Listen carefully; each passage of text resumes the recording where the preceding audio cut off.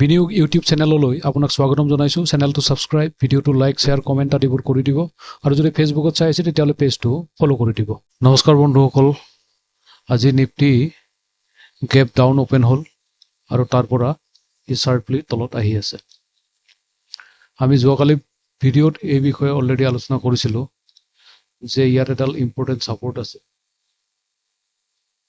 এই ছাপোৰ্টডালৰ তলত যদি আহে মাৰ্কেট কিন্তু বহুত তললৈ যোৱাৰ চান্স আছে। আৰু ইয়াৰ নেক্সট ছাপোৰ্টটো আমি ক'ত আছে দেখাই আছোঁ, এইটো জেগাত আছে 25,900 ইমান মানত ইয়াৰ নেক্সট ছাপোৰ্টটো আছে। গতিকে মাৰ্কেট ইমানত তললৈ যাব পাৰে। কিমান পাৰ্চেণ্ট আমি যদি একবাৰ চাওঁ,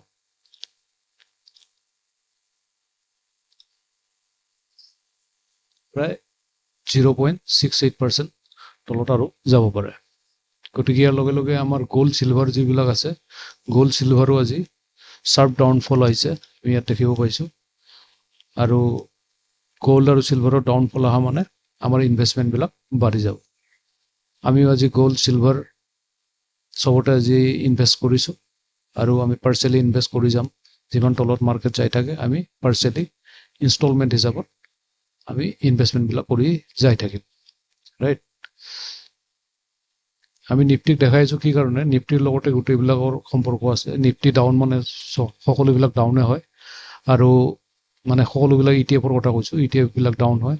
আৰু যদি মাৰ্কেট ওপৰত গুচি যায় নিফটি, তেতিয়াহ'লে কিন্তু সকলোবোৰ আমাৰ যি ETF আছে, ETF বিলাকো ওপৰত যোৱা আমি দেখিবলৈ পাওঁ, ৰাইট। আমি এতিয়া যদি নিফটিক ডে টাইমিঙত আমি যদি একবাৰ চাওঁ, আৰু এটা চিনাৰী দেখিব ইয়াতে।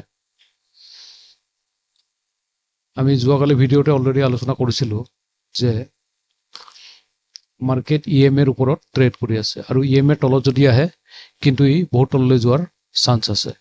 বহুত তললৈ যোৱা মানে আমাৰ নেক্সট ছাপোৰ্টটো আছে ইয়াত S4, সেইটো প্ৰিভিয়ছৰ S4 ছাপোৰ্ট হয়, 25,780 ইমান মানত দেখাই আছে, ৰাইট।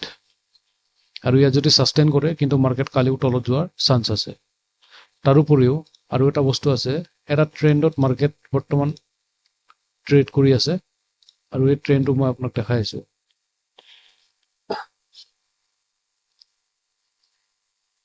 ইয়াত যদি আমি এডাল ছাপোৰ্ট ড্ৰ কৰোঁ আৰু ইয়াত যদি আমি এডাল ৰেজিষ্টেঞ্চ ড্ৰ কৰোঁ, আপুনি দেখিব যে মাৰ্কেট এই জোনটোত ট্ৰেড কৰি আছে, বহুত দিনৰ পৰা এই জোনটোতে ট্ৰেড কৰি আছে। আৰু ইয়াৰ পৰা যদি ই তলত যাব হয়, ব্ৰেক কৰি কিনে যদি ইমান মানত আহিব হয়, তেতিয়াহ'লে কিন্তু মাৰ্কেট আৰু তললৈ যোৱাৰ চান্স আছে। আৰু নহয় ইয়াতে 1 minute,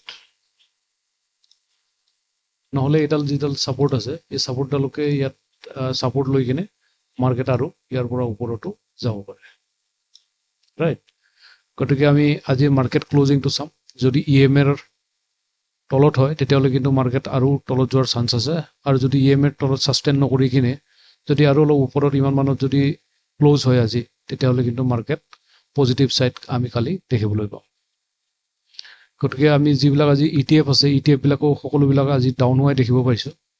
gold ETF, silver ETF, Tata gold, যিবিলাক হওক, চিলভাৰ কেছ, চববিলাক আজি ডাউনে আছে।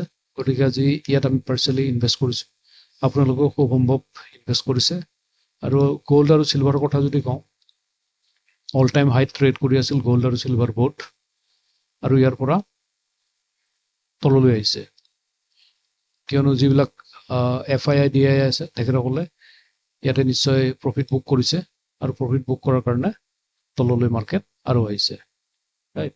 অলপ দিন প্ৰফিট বুক কৰাৰ পাছত আকৌ কিন্তু মাৰ্কেট আমি দেখিবলৈ পাম যে ওপৰত এনেদৰে গুচি যাব।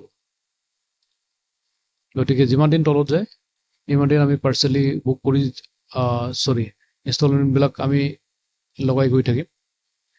ইনষ্টলমেণ্ট চেঞ্চ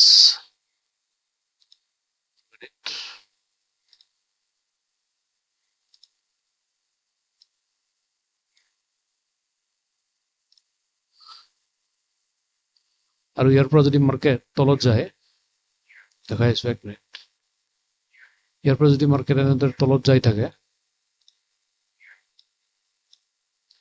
কালি সে ইয়াতে গেপ ডাউন ওপেন হ'ল, নেক্সট ইয়াতে ওপেন হ'ল, ৰাইট? এনেদৰে যদি যাই থাকে তেতিয়াহ'লে আমি ইয়াত কিন্তু প্ৰত্যেক দিনাই পইচা লগাই গৈ থাকিম। আপোনালোকৰ নিজৰ লগত পইচা ৰখাটো দৰকাৰ। কেছ পইচা যদি ৰাখে তেতিয়াহ'লে কিন্তু এইবিলাক মাৰ্কেটৰ ডাউনফলত আপুনি ইয়াতে পইচাবিলাক ইনভেষ্ট কৰি যাই থাকিব পাৰে।